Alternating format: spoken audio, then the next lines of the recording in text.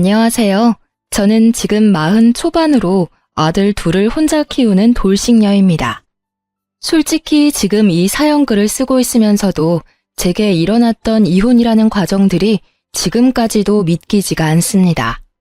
10년이라는 긴 세월 동안 시대거른을 모신 제가 남편에게 뒤통수 맞는 얼얼한 보답을 받게 되었죠. 같이 제 남편 욕 시원하게 한번 해주실래요? 저와 남편은 각자 알고 지내던 친한 친구의 소개로 만났어요. 친구는 자기의 소꿉친구라며 남편을 소개시켜줬었고 생각보다 말이 잘 통해서 결혼까지 하게 됐었죠. 저는 시간을 자유롭게 누릴 수 있는 프리랜서 작가고 남편은 중소기업에서 일하는 직장인이었어요. 외동아들이었던 남편은 제가 가지고 있던 편견과는 다르게 무척이나 배려심 많고 다정한 성격이었어요. 결혼을 생각한 건 역시나 그 부분에 영향이 컸었죠. 당시 남편과의 결혼에서 신경 쓰이는 점이라고는 아픈 시부와 그런 시부를 직접 모시는 시모뿐이었어요. 시모가 시부를 모시고 있는 집에서는 보통 며느리도 그렇게 해주기를 바라는 마음들이 있잖아요. 본인이 그렇게 하셨으니 그게 당연하다고 여기는 분들도 계시고. 하지만 시모는 부양이라던가 간병을 당연하게 생각하시는 분은 아니었어요. 결혼 후에는 시부의 상태가 더 안 좋아지면서 시모의 부담이 커졌었거든요. 그때 저는 시부와 함께 시모의 건강도 더 신경 썼었어요. 솔직히 오랜 병으로 누워 계시는 시부의 간병을 처음부터 하는 건 저에게는 너무 두렵고 힘든 일이었고, 그렇다고 이 모든 상황을 그저 보고만 있기에는 시모의 상황이 너무 안쓰러워 보였던 거죠. 순전히 시모의 힘든 모습에 마음이 쓰여 시작한 일이었어요. 솔직히 저희가 시부 명의의 집을 빌려 쓰고 있기도 했고 애들 둘이 시댁 식구들을 많이 닮아서 시부와 시모 모두 손주들에게 애정이 많이 컸었거든요. 그런 애정을 받고도 그걸 못 본 채 할 수 있는 사람이 세상에 어디 있을까요? 그렇게 매번 시모를 챙기러 자주 시댁에 들르는 저에게 시모는 농담처럼 이런 말을 할 정도였거든요.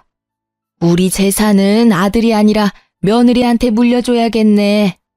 그때는 그저 시부 명의의 집을 빌려 쓰고 있던 저희에게 집 명의를 남편 앞으로 해주겠거니 하고 넘겼었죠. 어머님, 어차피 저한테 주셔도 애들 아빠 거잖아요. 저는 큰 재산 같은 건 바라지 않으니까 앞으로도 지금처럼 만날 때마다 맛있는 음식 먹으러 가요. 그게 저한테는 더 큰 기쁨이거든요. 솔직히 그 말을 고지고대로 믿을 며느리가 어딨나요? 그냥 칭찬하고 싶은 마음에 그렇게 말들을 꺼내는 거죠. 저한테 준다는 말은 아들에게 준다는 거하고 다를 바가 없잖아요.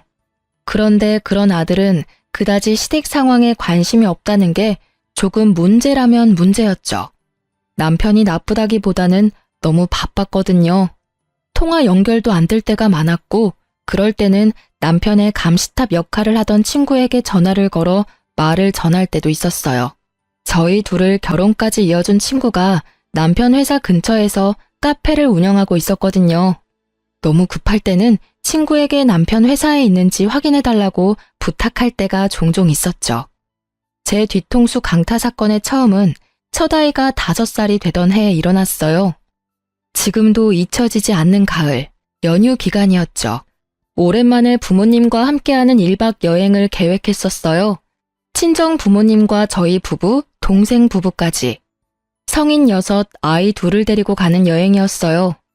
이미 숙소 예약과 관광지표를 끊어놓은 상태에서 갑자기 이틀 전 남편이 일이 많아져서 피곤한 상태라 가지 못할 것 같다고 미안한 얼굴로 운을 떼더라고요. 솔직히 이번 여행을 무척 기대하고 있었던 터라 남편의 그 말에 실망을 많이 했어요. 그랬더니 남편이 애를 자기가 봐줄 테니 다녀오라고 하더라고요. 처음에는 남편과 함께 가지 않으려고 했지만 동생네가 언니만이라도 오라며 하도 성화라 어쩔 수 없이 가기로 했어요. 애를 데려가라고 했는데 남편이 굳이 놔두고 가라더라고요. 애가 있으면 당신이 너무 힘들 것 같다고요. 그렇게 남편에게 첫째를 맡기고 여행을 다녀오게 됐죠. 그리고 여행 다음 날 오후쯤 집에 돌아왔는데요. 집이 묘하게 깨끗하더라고요. 5살짜리 아들 때문에 항상 어수선한 집이었는데 처음에는 남편이 저 피곤할까봐 정리해준 거라고 생각했어요. 그런데 남편은 집안일에 크게 관심이 없는 남자였거든요. 애 보게 놔뒀더니 잘 보는구나 싶은 흐뭇한 마음으로 들고 갔던 짐을 정리하기 위해 안방으로 들어왔죠. 그런데 제 화장품 사이에 딱 하나 샘플 앰플이 있더라고요. 처음에는 남편 건가 싶어서 들어 올렸는데 그 브랜드는 여성 전용 제품이었거든요. 게다가 지성 피부인 남편이 절대로 쓰지 않을 화장품이었기에 저는 설마 하며 남편의 외도를 처음으로 생각하게 됐어요. 그런데 아무리 봐도 남편이 바람을 피우는 느낌은 아닌 거예요. 저와 소원하거나 따로 자주 연락을 하거나 밖에서 전화를 받는 일도 없었고요. 무조건 전화는 있는 자리에서 받았었고 남편의 카드 내역으로도 모텔 같은 곳에 간 내역이 없었으니까요. 제가 섣불리 생각했던 건 아닐까 하는 미안한 마음이 새록새록 떠오를 때 생각지도 못한 곳에서 남편의 외도가 뽀록나게 됐어요. 바로 아들의 입을 통해서요. 마지막 확인이라는 생각으로 아이에게 물었거든요. 아들, 혹시 엄마 여행 가 있는 동안 재밌는 일 없었어? 평소랑 다른 일 같은 거 말이야. 아빠가 맛있는 거 많이 시켜줬어. 그리고 밤에 어떤 아줌마가 왔었어. 문소리가 나서 엄만 줄 알고 깼는데 엄마 아니라서 다시 잤어. 아들의 이 말에 제 온몸이 벌벌 떨리더라고요. 온몸이 분노로 사시나무 떨듯 떨렸죠. 저는 애를 친정에 하루 맡겨놓고 남편을 기다렸어요. 아들은 어디 갔어? 친정집에 잠깐 맡겼어. 돌려서 말하는 거 내 성격에 안 맞으니까 진짜 딱 까놓고 물을게. 너 혹시 바람 피니? 바람? 그런 거 필 시간이 내가 어딨다고. 솔직히 요즘처럼 바쁘면 그냥 집에서 쉬고 싶을 뿐이라고.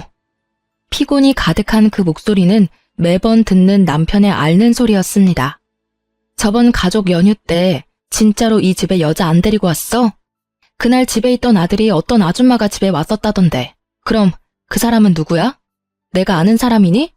내가 아는 사람 중에 한밤중에 와이프 없는 유부남 집에 들어올 만큼 상식 없는 사람은 없는데? 애가 잘못 봤겠지. 잠결에 TV에 나온 걸 봤을 수도 있고. 설마 그 이야기를 진짜 믿는 건 아니지? 그래, 나도 5살짜리 어린애 말만 믿고 당신을 추궁할 수는 없지. 근데 이 샘플은 좀 아니지 않아? 그게 뭔데? 여행 다녀온 다음날 내 화장대 위에 있던 샘플인데 당신 거라고 하기엔 피부 타입도 안 맞고 심지어 엄청 비싼 화장품이거든? 이건 누구 걸까? 내 건 아니고 이 집에 온 사람도 없다고 하고 내가 없는데 안방을 들락날락하며 내 화장대를 자기 마음대로 쓴 여자가 대체 누굴까? 이래도 외도가 아니야? 그건... 그래, 미안해. 정말로 그날 한 번의 일탈이었어. 솔직히 요즘 당신이랑 관계도 예전 같지 않고 정말로 인터넷으로 한 번 만난 사람이야. 나도 그런 일 하면서 마음에 죄책감 가득했어. 당신도 잘 알잖아. 내가 얼마나 당신이랑 애한테 충실한지. 정말 한 번이 맞아? 지속적으로 연락하고 그런 사이 아니야? 절대로 아니야.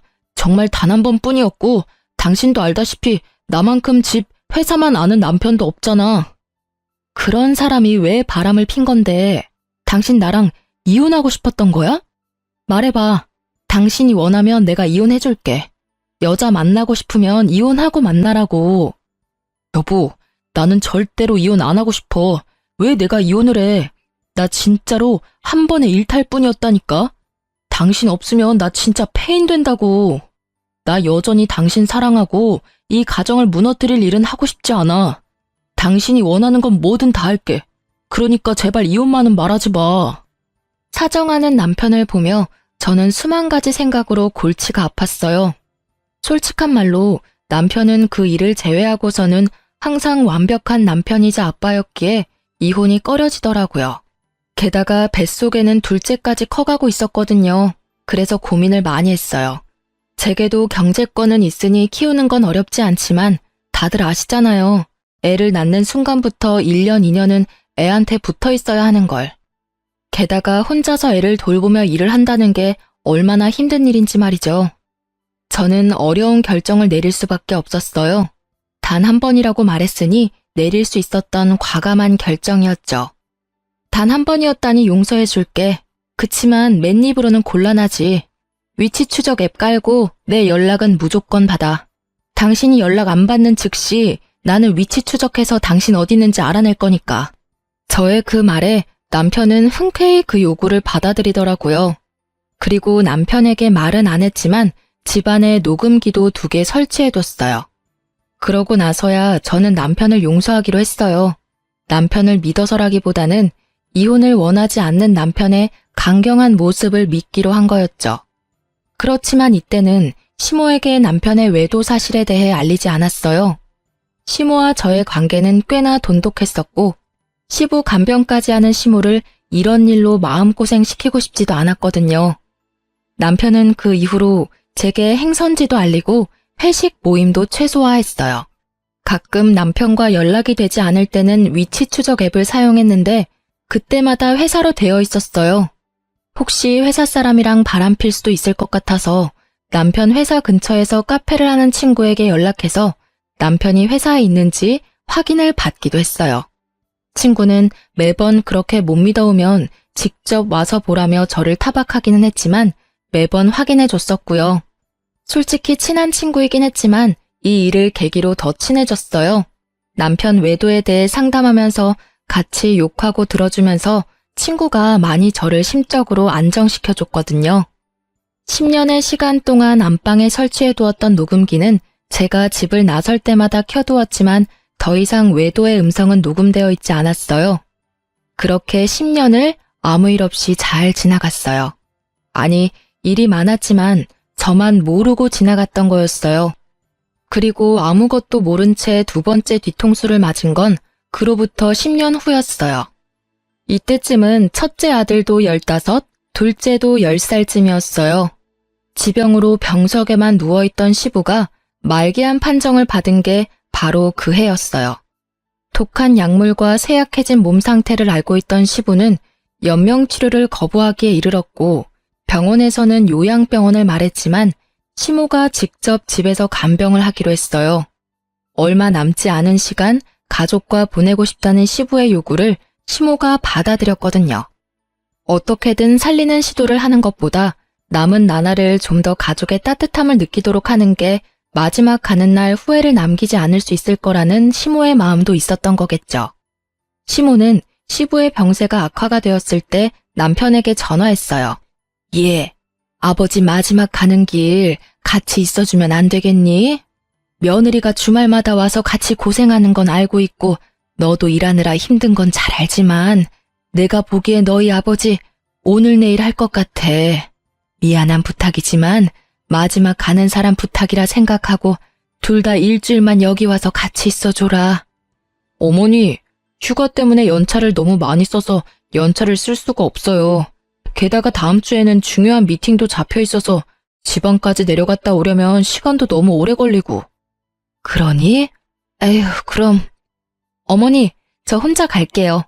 어차피 저야 일 당분간 안 받으면 되고 애들은 친정에 맡겨놓으면 되고요.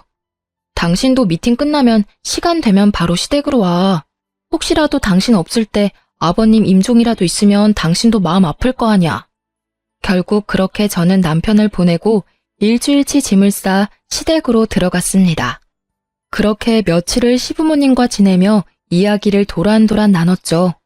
가시는 길 후회 없으시도록 시부와도 이야기 많이 했고요. 그러다 문득 시부를 재워놓고 시모와 같은 방에 누웠는데 시모가 이런 말을 하더라고요. 가는 길에 후회한 점 남기지 않았으면 하는 바람이다. 어떤 잘못을 했든 지금 말해주면 뭐든 용서해줄 수 있겠지. 그 말에 제 머릿속에 떠오른 건 10년 전의 그 사건이었어요. 저 어머니, 사실은 제가 10년 전에 그 사람이랑 헤어질 뻔한 적이 있었거든요. 뭐? 그게 무슨 소리냐? 너희는 아무 문제 없이 잘 산다고 생각했는데 게다가 10년 전이면 너 둘째 임신했을 때잖니? 뭔가 큰 문제가 있었던 거 아니니? 실은 10년 전에 그 사람이 바람피다 저한테 걸렸었거든요. 첫째가 그때 5살이었는데 제가 없는 집에 어떤 아줌마가 왔었다고. 그때는 둘째 때문에 꾹 참고 봐줬었죠. 그래도 10년 동안 착실하게 잘 살아줘서 다행이죠. 그런 일이 네가 마음고생이 얼마나 심했겠어. 그렇잖아도 시부 시모 둘 다 모시느라 힘든데 혹시 그 바람핀 여자가 누군지는 아니? 남편 말로는 인터넷에서 만난 여자래요. 하루 한 번 스쳐간 인연이니 신상도 얼굴도 모르죠. 그리고 알면 뭐해요. 지금 벌써 10년이나 지났는데. 그런 이야기를 시모와 도란도란 나누며 잠에 들었고 다음날 일어났을 때는 시부는 자는 중에 돌아가셨더라고요. 말기 암의 노환이라도 자면서 돌아가신 건 참으로 호상이라며 시모와 이야기를 나누며 남편에게 연락을 하려고 했어요.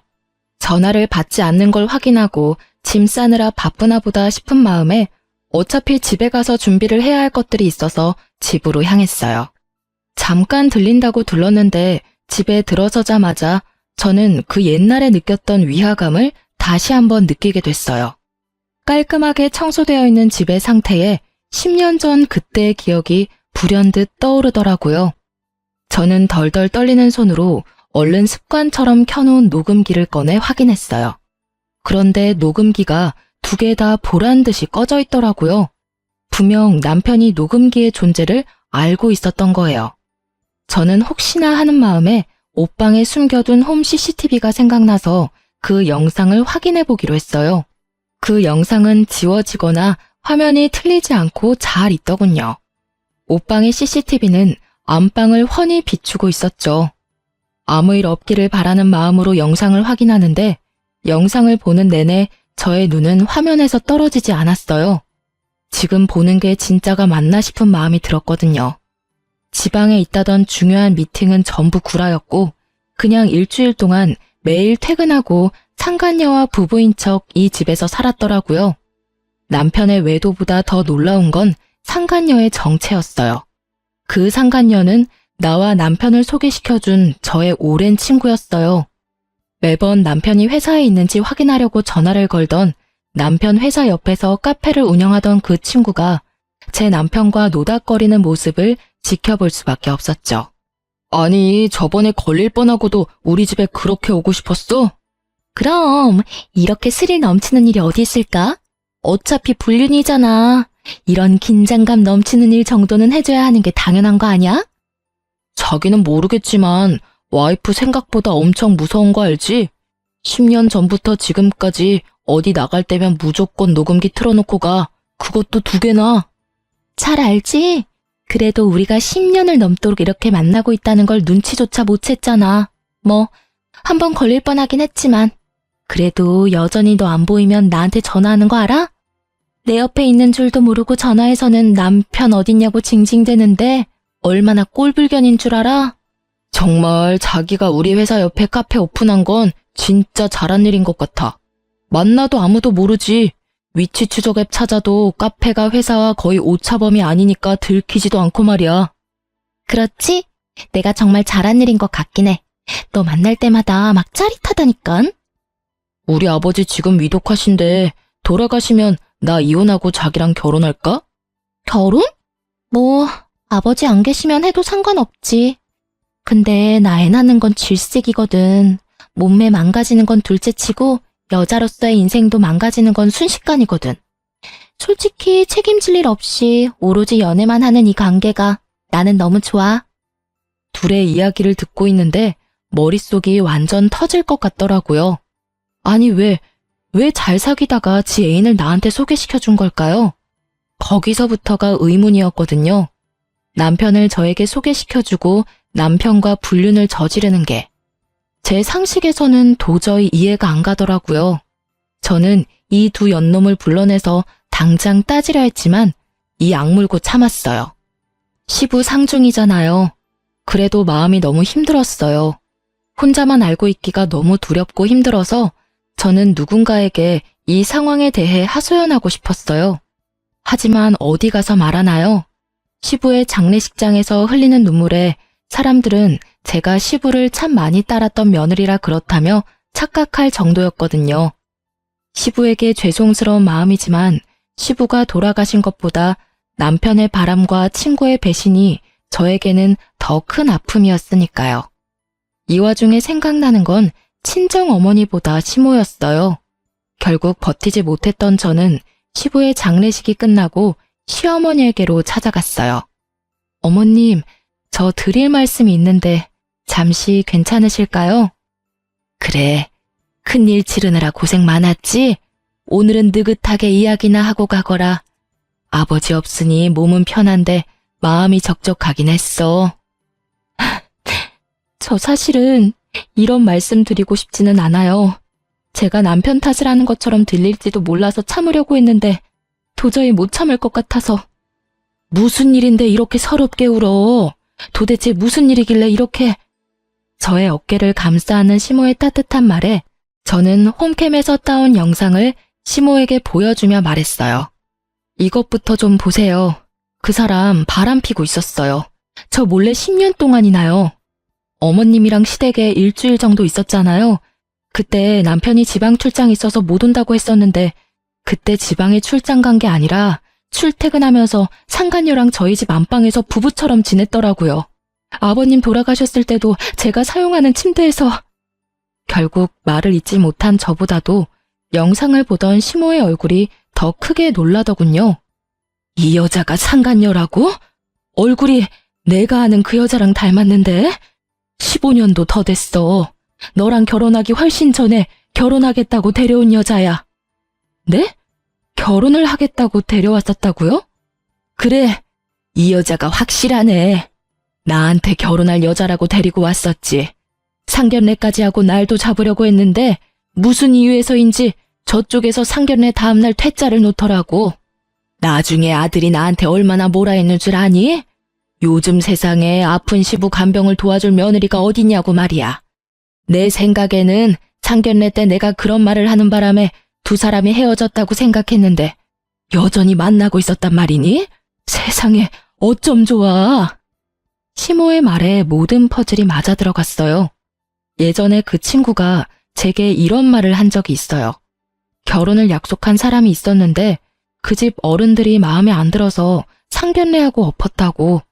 그러니까 저는 바보같이 그 상간녀의 계획대로 시부의 간병을 돕고 친구의 불륜마저 몰랐던 제대로 뒤통수 맞은 바보 같은 년이 된 거였어요. 눈물이 분노로 바뀌는 거 정말 순식간이더라고요. 놀라서 눈물 질질 짜던 제가 결국 도끼가 바짝 올라버렸어요. 시모와의 이야기로 모든 게 정확해진 저는 집에 돌아와 남편에게 상간녀를 안다는 이야기는 하지 않고 외도하는 거 안다고만 말을 꺼냈어요. 당신이 어떤 여자랑 바람피는 거 알아. 누군지는 모르겠지만 마지막으로 기회를 줄게. 나한테 말해줘. 그 여자랑 앞으로 계속 만날 거야? 정말로 마지막으로 주는 기회라는 마음으로 물었던 거였어요. 잘못한 걸 알고는 있는지 고칠 생각은 있는지. 남편 놈이 제게 미안하다고 사과를 하거나 고치겠다고 다시는 만나지 않겠다고 한다 해도 이혼을 결심한 제 마음은 변치 않을 거예요. 다만 정상적인 답변을 기대하고 있었거든요. 그런데 남편 놈의 입에서 나온 말은 말이 아니라 망언이었어요. 결국 들켰네. 뭐 맞아. 나 바람 피고 있어.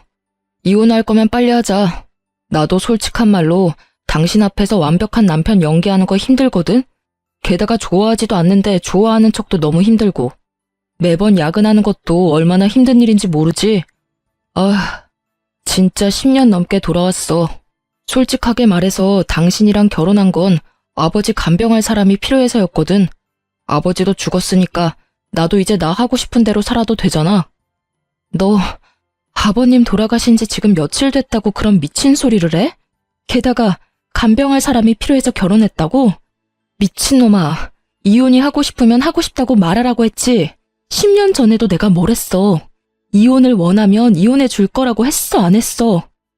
그때랑 지금은 상황이 다르지. 그때는 진짜 이혼하면 안 되는 상황이었거든. 당신이 있어야 엄마 아버지 맡길 수 있었으니까. 근데 지금은 없잖아. 완전 프리. 그러니까 나도 남은 여생은 내가 원하는 여자랑 살고 싶은 거야. 지금이라면 엄마도 그 여자 받아줄걸? 이딴 미친 소리나 찍찍 해대는 인간을 보고 있자니 제 속이 문드러지겠더라고요. 듣고 있는 귀가 더러워질 정도로 비정상적인 개소리에 결국 싸대기를 날리고 집을 뛰쳐나갔어요. 그리고 이악 물고 복수를 계획하기로 마음먹었죠. 두 사람에게 빅엿을 날려주기로 말이에요. 저는 두 사람이 불륜을 저지르던 장소에 집중하기로 했어요. 상간녀에 대해 모른다고 했으니 남편은 별 문제 없이 이 카페를 다시 찾을 게 분명하잖아요. 솔직히 야근한다고 저를 속이고 둘이서 그 카페에서 그런 짓을 저질렀다는 걸 알고 나서는 그 카페가 너무나 더러운 곳이라는 생각이 들었어요. 웃겼어요. 상간녀에게 남편의 외도에 대해 상담하고 있었다니 그걸 위로해주는 척하며 속으로는 저를 비웃고 있었을 거라는 걸 생각하니 너무 열이 받더라고요. 만약 외도의 증거를 찾으려면 이곳밖에 없잖아요. 그렇지만 제가 직접 가서 증거를 찾을 수는 없었죠. 제가 가면 상간녀인 제 친구가 남편을 못 오게 할 테니까요. 그래서 저는 다른 사람을 불렀어요. 상간녀 및 남편놈과 일면식도 없는 친동생의 친구를 불렀죠. 저녁 시간쯤에 카페에 가서 동영상을 좀 찍어줘. SNS에 올리는 것처럼. 가게 안쪽과 메뉴 같은 거 먹고 나서 감상 같은 거 말이야. 근데 영상에 정말 작게 나오더라도 카페 주인이랑 이 남자가 같이 나올 때 꼭 영상을 찍어줘. 이것만 해주면 돈 줄게. 어때? 동생의 친구들은 알바처럼 단순하게 생각하더라고요. 여러 명이 몰려가서는 구석에 자리를 잡고 서로 동영상을 찍어주는 척하며 남편과 친구의 모습을 연속으로 찍었더라고요. 그렇게 영상을 여러 개 보내줬는데 첫 번째 영상에서는 건질만한 게 없었는데 두 번째 영상에서는 꽤나 쓸만한 장면을 찾게 됐어요. 외도가 뽀록난 남편이 이제는 눈치도 보지 않고 상간녀의 카페를 드나들더라고요. 손을 잡는 장면과 포옹을 하는 장면이 아주 작지만 확실하게 찍혀있는 장면을 찾아냈죠. 저는 상간녀에게 그 영상의 앞부분만 메신저로 보냈어요. 그리고는 이렇게 물었죠. 너희 가게 요새 장사 잘 되는 것 같아. 이 영상 이것보다는 좀 더 길긴 한데 동생 친구들이 찍었대. 가게 홍보할 겸 SNS에 올려도 될까? 정말로 영상 잘 나왔네. 그럼 당연히 올려도 되지. 항상 홍보 고맙다. 올려도 된다는 허락을 받은 저는 그 영상을 총 2군데에 올렸어요. 제 개인 계정의 SNS와 저와 그 친구가 함께 다니고 있는 동호회예요. 그 당시가 저녁 시간이라 남편과 같이 집안에 있었거든요. 제가 SNS에 올리자마자 남편이 불쾌한 모습으로 영상 내리라며 난리를 치더라고요. 딱 보니 뒷부분에 포옹하고 스킨십하는 장면을 본 것 같더라고요. 본인 모습이니 빨리 눈에 들어왔었던 것 같더라고요. 당장 내려. 아니, 당신이 가게 사장도 아닌데 이런 걸 왜 올려? 왜냐니? 설마 내가 당신이 만나는 상간녀가 누구인지 몰랐을 거라고 생각한 거야? 아니, 그리고 너는 이혼 빨리 해달라더니 왜 들키는 걸 싫어해? 어차피 이혼할 거 사람들이 빨리 알면 좋지. 그래야 정리가 빨리 될 거 아니야. 그때 뭐라고 했었지? 상간녀랑 남은 여생을 함께하고 싶다고 했었나? 그만큼 좋아하고 불륜을 당당하게 여길 정도로 좋아했잖아. 그럼 빨리 결착을 보는 게 네 입장에서도 좋은 거 아니야? 잔뜩 빈정거림을 담은 제 말에 남편의 얼굴은 사색이 되더군요. 내가 모를 줄 알았나 봐? 그래, 언제부터 바람 폈어? 나 속이고 제일 친한 친구와 바람난 건? 언제긴 언제부터야. 얼마 안 됐지. 내가 알고 있는 거랑은 많이 다르네. 너 저번에는 10년 넘게 돌아왔다고 하지 않았나? 말이 왜 달라졌을까? 나 결혼 전부터 만나고 있었던 것도 알고 있어. 그러니까 더 이상 거짓말하지 마. 머리 모자란 거 티나잖아. 거짓말을 이렇게 못해서야. 저는 말도 안 되는 거짓말을 하는 남편에게 홈캠 영상을 보여줬어요. 남편의 얼굴이 새카맣게 되더라고요. 제 생각에 남편은 제가 상간녀의 정체를 모른다고 생각해서 상간녀 위자료 소송을 피하려고 했던 것 같아요. 보통은 상간녀 위자료를 불륜남이 내주니까요. 참 그런 잔머리까지 굴리는 걸 보니 역겨운 마음이 들더라고요. 남편 놈에게 따지려는 찰나 제 폰에 알람이 울리더라고요. 예전에 친구와 함께 들었던 동호회에 올린 영상에 달린 댓글이요. 실시간으로 울리는 알림을 보니 제가 생각했던 그대로 맞아 들어갔더라고요. 제가 댓글을 보며 웃고 있자 남편이 굉장히 불안한 얼굴로 묻더라고요. 당신 뭐 보고 웃는 거야? 누가 연락한 거야? 아, 연락? 별거 아냐. 나랑 걔랑 같이 다니던 동호회에도 영상 올렸거든. 근데 정말 재밌는 일이 일어났네. 어떡하지? 당신 상간녀가 당신 말고 4명이나 되는 남자랑 다리를 걸치고 있었다네. 서로 자기 여자친구라고 싸우고 있어서 웃었어. 남편 놈은 믿기지 않는 얼굴로 저를 보더니 제 손에 있던 폰을 빼앗아 확인하더라고요. 남편 놈의 얼굴이 일그러지고 입을 악물더라고요. 제가 얼마 전 느꼈던 그 감정을 남편이 느끼고 있을 거라 생각하니 마음이 솔직히 조금 편해졌어요. 확인이 됐어? 당신이랑 이 4명의 동호회 남자들 중에 도대체 누가 당신 상간녀의 진짜 사랑일까? 상간녀한테 당신이 진짜 사랑이긴 했을까? 그냥 욕망이었을 것 같은데? 남의 떡이 더 커 보여서 건드려 본 것 같은 느낌? 솔직히 아니라고 하기엔 나머지 남자들도 다 괜찮은 사람들이거든. 뭐 어쨌든 간에 이혼을 원한댔지? 당신이 그렇게 원하니까 해줄게.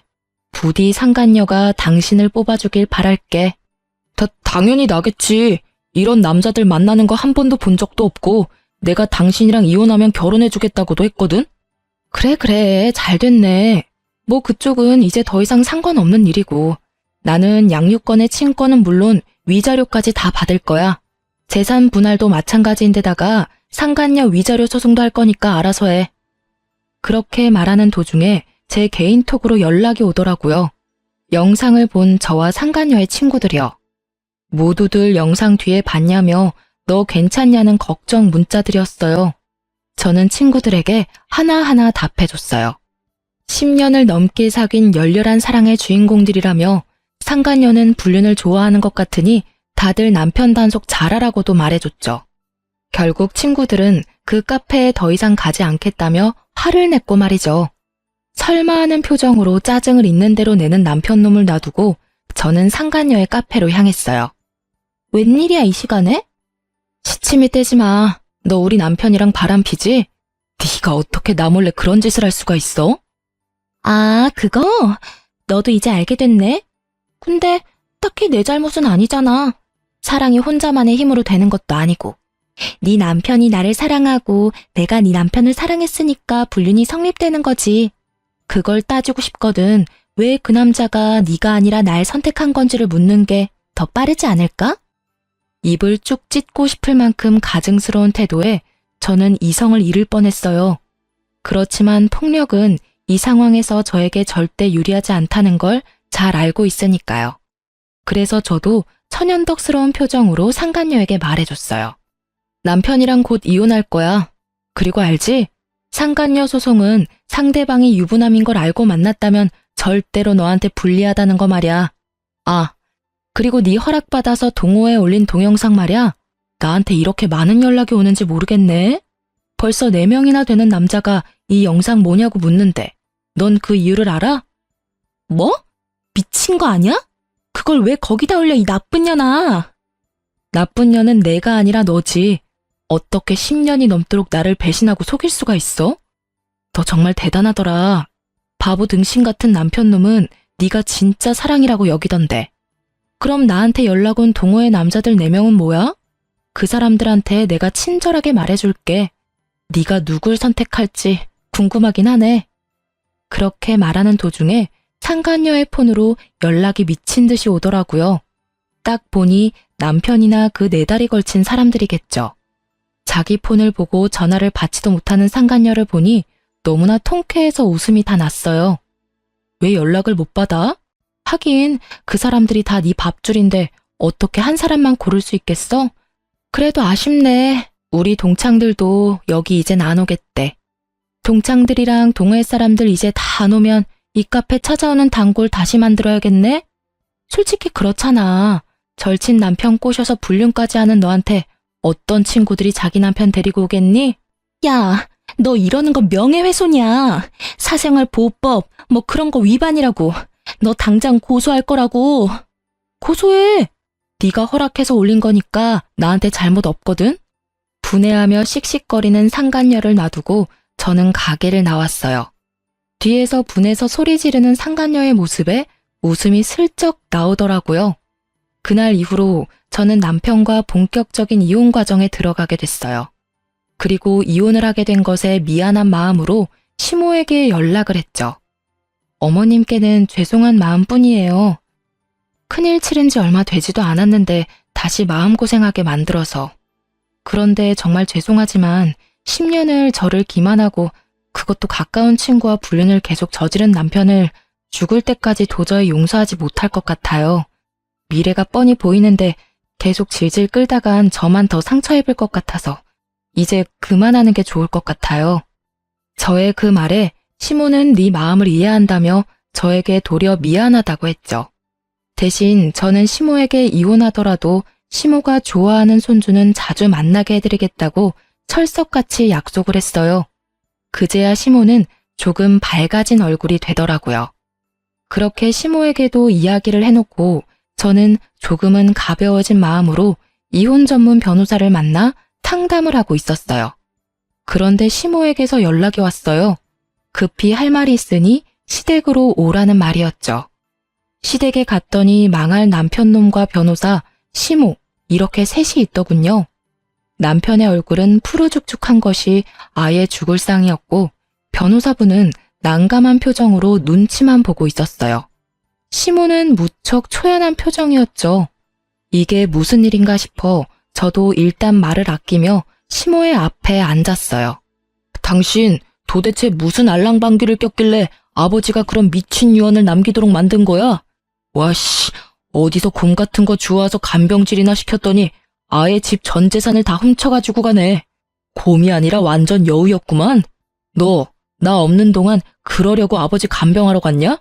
다짜고짜 따지는 남편의 말에 저는 어안이 벙벙했죠. 이 멍청한 놈이 나한테 뭘 따지고 있나 싶었거든요. 뭐라 말하려 하는데 시모가 남편 놈의 말을 딱 막더라고요. 넌 조용히 해. 잘한 거 하나도 없는 놈이 입을 놀리긴 어디서 놀려? 그렇지만 엄마, 진짜 말이 안 되는 이야기잖아요. 내가 아들인데 왜 재산을 저 여자한테 주는 건데요? 그렇게 궁금하면 네 아버지 살려서 물어봐. 애꿎은 나한테 성질내지 말고. 그리고 그 상황은 무조건 네 잘못 아니냐? 입이 10개라도 할 말이 없어야 할 놈이 어디서 입을 놀려? 이게 무슨 일이에요? 제 물음에 답한 건 남편 곁에 있던 변호사였어요. 저 고인께서는 돌아가시기 전에 공중 유언을 하셨는데 자신의 임종 때 마지막까지 자신의 곁에 있었던 사람들에게만 고인이 가진 아파트 2채와 상가 건물 3채를 지분 상속하기로 하셨습니다. 그리고 고인께서는 자신의 간병에 진심이었던 며느님께 현재 며느님이 살고 계신 신혼집을 온전히 상속하시겠다고 하셨고요. 그런 게 어딨냐고. 아니, 내가 자식이잖아. 멍청한 놈은 입에 개거품을 물며 그저 자신이 아들이라는 이야기만 수없이 변호사에게 소리쳐댔죠. 너, 이 못난 놈아. 네 아버지는 돌아가시기 직전에 네 눈 바람핀 거 알고 가셨어. 며느리가 그날 말해주지 않았다면 몰랐겠지. 그리고 네 아버지도 네가 설마 아버지 임종 때 상간녀와 바람피려고 거짓말한 나쁜 놈인 걸 알았겠니? 어떻게 이래? 하나밖에 없는 자식인데 네가. 상간녀의 눈이 멀어서 아버지 돌아가시는 날까지 그런 미친 짓을 하냐고. 그러고도 네가 인간이야? 내 배에서 나왔지만 짐승 새끼도 그런 짓은 안 한다. 결국 소리치던 시모의 눈에 눈물이 뚝뚝 흐르더라고요. 그렇지만 남편놈 눈에는 시모의 눈물 따위는 보이지 않더라고요. 그저 앞으로 재산을 어떻게 해야 하는지 그것만 계산하고 있더라고요. 그걸 보니 한심함에 한숨이 나오고 시모를 보니 딱함에 한숨이 또 나오더라고요. 저딴 놈 어머니로 두기엔 참 아까운 분이셨거든요. 막판에 저와 남편의 위치는 순식간에 뒤바뀌었어요. 집에 돌아온 저는 집에서 나갈 준비를 하지 않아도 되었어요. 당당하게 이 집에 있으면 될 일이었죠. 남편은 눈치를 보더니 그 다음날 상간녀를 집에 불렀어요. 아직 이혼 전인데 벌써 날 부르면 어떡해. 와이프가 보면 참 마음 아프겠네. 그렇게 말하는 상간녀를 보며 저는 미소 가득 담아 웃어줬어요. 둘이 할 말 많은 것 같은데 대화나 나눠. 난 빠져줄게. 네가 왜 나가? 아직까지는 너희 집이잖아. 너도 같이 들어. 무슨 말인지는 뻔하겠지만. 상간녀는 남편 놈이 자기에게 프로포즈라도 할 거라고 생각한 듯 한껏 차려입고 왔더라고요. 야, 너 때문에 일 완전 꼬였어. 지금 우리 아버지 돌아가시면서 완전 똥 됐다고. 갑자기 그게 무슨 소리야? 너희 아버지 돌아가신 게 왜 나 때문인데? 너 설마 그런 이야기 하려고 나 부른 거니? 당연하지. 아버지 임종 때 네가 같이 있고 싶다고 우기는 바람에 너랑 같이 있다가 재산 다 날려먹게 생겼다고. 그게 왜 내 탓이야? 나랑 바람 피우면서 재산까지 가져가려고 했던 거야? 너 웃기다. 언제는 돈보다는 내가 좋다면서? 그리고 난 너 때문에 상간녀 소송까지 당해야 하는데 네가 그렇게까지 억울해할 일은 아니지. 야, 그걸 말이라고 해? 네가 뭐가 그렇게 억울한데? 나 혼자 바람 폈어? 너도 같이 바람 폈는데 왜 억울한데? 거기다 너 나 하나만 있었던 것도 아니잖아, 이 나쁜 년아. 나 너한테 속은 거야. 완전 가스라이팅 당한 거라고. 결국 남편 놈이 상간녀에게 물건을 막 집어던지더라고요. 완전 발악을 하면서요. 미안한데 집 그만 훼손해 줄래? 이 집 이제 내 집이거든. 너도 그렇고 상간녀도 그렇고 둘 다 싸우려면 나가서 싸워. 남의 집에서 꼴사납게 굴지 말고. 왜 이 집이 네 거야? 설마 이 집까지 너희 아버지 거였어? 미친, 넌 그 나이에 도대체 일어놓은 게 하나가 없어. 아, 됐어. 너 같은 루저는 내 쪽에서 사양이야. 그렇게 두 사람을 속 시원히 내쫓고 저는 곧 재산을 받고 이혼에 성공했어요. 나중에 알아보니 두 사람의 끝은 정말 최악이었더라고요. 상간녀의 카페에 4명의 남자들이 찾아와 동시에 따지는 바람에 카페는 망했다고 해요. 그리고 상간녀는 카페 폐업과 상간녀 소송 때문에 손절했던 남편 회사로 찾아가서 난리쳤다고 해요. 결국 와이프 10년 넘게 속여가며 불륜 저지른 게 회사 내에도 알려져서 결국 회사에서는 권고사직을 권했다고 해요. 그렇게 퇴사하고는 다른 직장으로 재취업도 못했대요. 워낙 소문이 크게 나서 받아주는 곳이 없었다나 봐요. 그에 비하면 저는 두 아들과 잘 살고 있어요. 일단 집이 있고 위자료와 재산을 많이 받아서 남편이 없어도 크게 힘들지도 않고요. 웃기면서도 슬픈 건 두 아들이 전부 아빠를 찾지 않는다는 거예요. 아마 첫째는 이혼 당시에도 나이가 꽤 있었던 터라 이혼 과정을 다 보고 아빠에게 질린 듯 더 이상 아빠를 자기 부모로 생각하지 않겠다고 말하더라고요. 둘째는 이제 곧 중학교에 들어가는데 우연히 근처 아파트 공사 현장에서 막노동하는 아빠를 보기 싫어 마주치고도 못 본 척 뛰어왔다는 말을 제게 하더라고요. 울먹이는 걸 보니 마음이 너무 찢어질 듯 아팠어요. 어떻게 아빠라는 인간 하나 때문에 애들이 이런 아픈 마음을 안고 살아야 하나 싶은 마음에서요. 솔직히 저는 제 인생에 남자는 없다는 생각으로 두 아들만을 키우며 살고 있어요. 워낙 완벽한 남자를 연기했던 전 남편이었던지라 어떤 남자든 다 못 믿겠더라고요. 솔직히 이제는 연애에 마음을 쏟을 만큼 어리지도 않고요. 제가 이 글을 쓰고 다시 한번 쭉 읽어보는데 참 욕이 저절로 나오더라고요. 아직도 그날의 충격에서 헤어나오지 못했는 건지도 모르죠.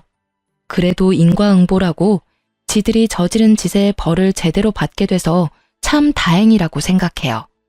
글 읽으며 고구마 먹은 것 같은 체한 기분을 느끼기도 하셨겠지만 결과적으로는 정말 속 시원히 해결돼서 통쾌한 기분이 드셨을 것 같아요. 제가 보면서도 그런 기분이 드니까요. 이렇게 글 읽으며 같이 욕하고 화내주시는 분들이 있으니 저도 마음 놓고 제 이혼 글을 올려봤어요. 읽어주신 분들 모두 감사합니다.